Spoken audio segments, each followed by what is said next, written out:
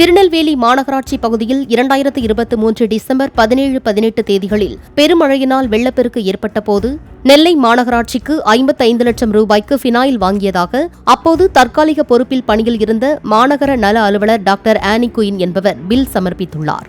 வழக்கமாக 10 லட்சம் ரூபாய்க்கு மட்டுமே பினாயில் வாங்கப்படும் என்ற நிலையில் பினாயில் இருப்பை சரிபார்த்தபோது சரக்குகள் வாங்காமல் போலியாக பில் எழுதியிருப்பதை மீண்டும் பணிக்கு திரும்பிய மாநகர நல அலுவலரான டாக்டர் சரோஜா கண்டுபிடித்தார்.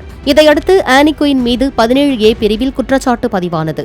இந்நிலையில் பணி ஓய்வு பெற இருந்த டாக்டர் ஆனி குயினை சஸ்பெண்ட் செய்து நகராட்சியின் நிர்வாக இயக்குநர் மதுசூதனன் உத்தரவிட்டார். பிளே ஸ்டோர் மற்றும் ஆப் ஸ்டோரில் இருந்து பாலிமர் செயலியை QR கோடு மூலம் பதிவிறக்கம் செய்யுங்கள். செய்திகளை உடனுக்குடன் பெறுங்கள்.